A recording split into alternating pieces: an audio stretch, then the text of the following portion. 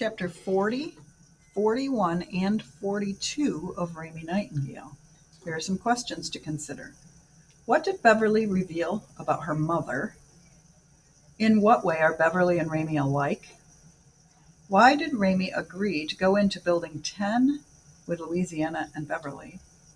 Why did Raymie wish she had never gone inside of Building 10?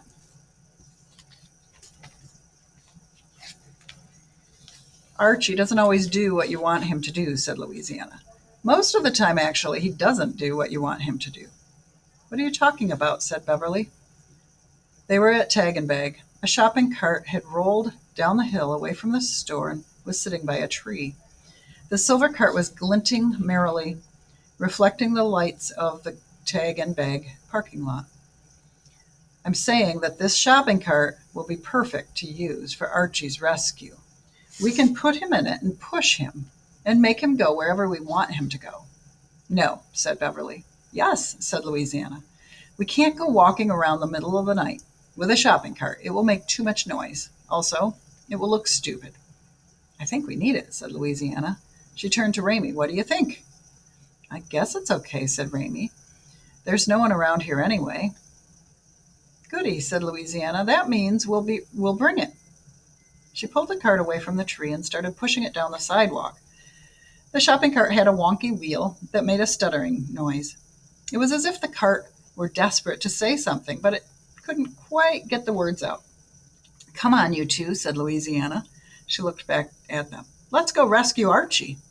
And then she turned back around and started singing a song that was about trailers being for sale or rent. It's like she thinks we're in some kind of broken-down parade, said Beverly to Raymie. They walked behind the singing Louisiana and stuttering cart through the strange darkness. Things were visible, but everything felt insubstantial. It was almost as if gravity had less of an effect in the darkness. Objects seemed to float. Raymie felt lighter. She tried flexing her toes. They felt lighter, too. See that over there? Said Beverly. She pointed at the Belknap Tower. There was a light at the very top of it that blinked red. That's where my mother works. She sits on a little stool at the register and sells miniature Belknap towers and orange blossom perfume and crap like that. There's a machine in the gift shop where you can put a penny into it. The machine stretches the penny and stamps it with a picture of the tower. It's a really loud machine. My mother hates it, but then she hates everything. Oh, said Raymie. Yeah, said Beverly. Up ahead of them, Louisiana was still pushing the Tag and Bag cart. She was singing about being king of the road. Have you ever been to the top of the tower? Asked Raymie. Lots of times, said Beverly. What's it like?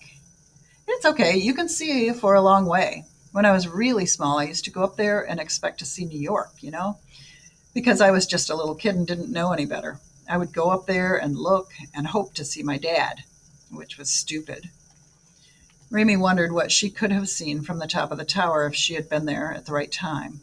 Would she have seen Mr. Stephanopoulos and Edgar on their way to North Carolina? Would she have seen her father drive away with Leanne Dickerson? You can go up there with me sometime, said Beverly, if you want. Okay, said Raymie. Louisiana stopped singing. She turned to them. Here we are, she said. And there it was, Building 10. Raymie wasn't glad to see it at all. Chapter 41. If it had looked terrible in the daylight, the very friendly animal center looked even worse in the dark. The building seemed more morose and also slightly guilty, as if it had done something terrible and had hunkered itself down in the ground, hoping that no one would notice. I bet you they don't even bother to lock the door here, said Beverly. Who would want to get in this place anyway? Us, said Louisiana, the 3 rancheros. Hurry up. Archie is inside. He's waiting for us. Beverly snorted, but she got out her pocket knife and went up to the door. She said, this won't take any time at all. And it didn't. She put the tip of the knife into the door jamb and jiggled it. And a second later, the door to Building 10 swung wide. Darkness seemed to roll out of it like a cloud, It had been dark in Building 10 in the daylight. How dark would it be at night? There wasn't even the light of the single swaying bulb. I can't, said Raymie. What do you mean? Said Louisiana. I'll just wait here, said Raymie. Beverly shone her flashlight into the cavern. Shine it on that door, said Louisiana. I know he's behind that door. Yeah, said Beverly. You said so already.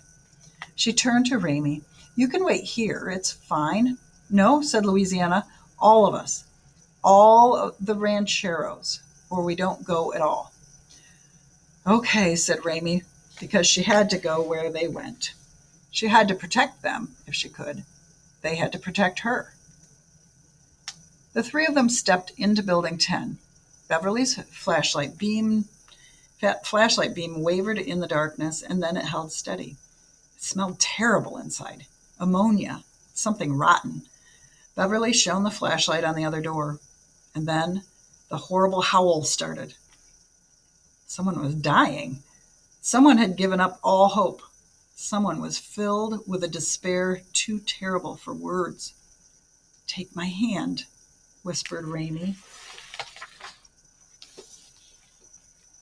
Chapter 42. Louisiana grabbed Raymie's hand. Raymie grabbed Beverly's hand.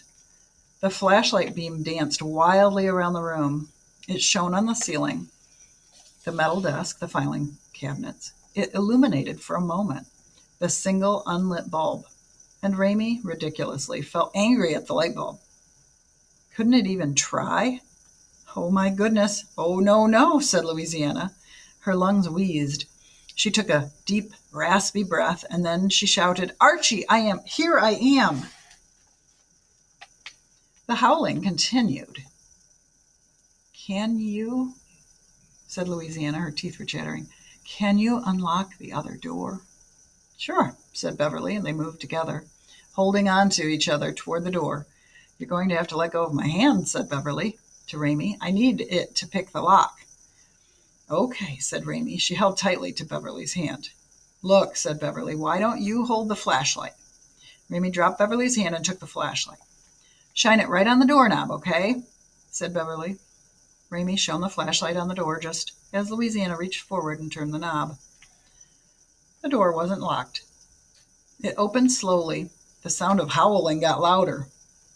Archie? Said Louisiana. Beverly took a deep breath. Give me the flashlight, she said. She took the flashlight from Raymie and swung it around a room filled with cages. There were small cages and large cages. The small cages were piled on top of each other, and the large cages looked like human prisons. And all of the cages were empty. There wasn't a cat anywhere in sight. It was a terrible room. Raymie wished that she had never seen it, because now she would never forget it. Archie! Shouted Louisiana. Beverly stepped farther into the room. They're empty, said Raymie. No one's here. Who's howling then? Said Beverly. Oh, Archie, whispered Louisiana. I'm sorry. Beverly walked around the room, swinging the flashlight in great swirling arches. And then she said, Here, here.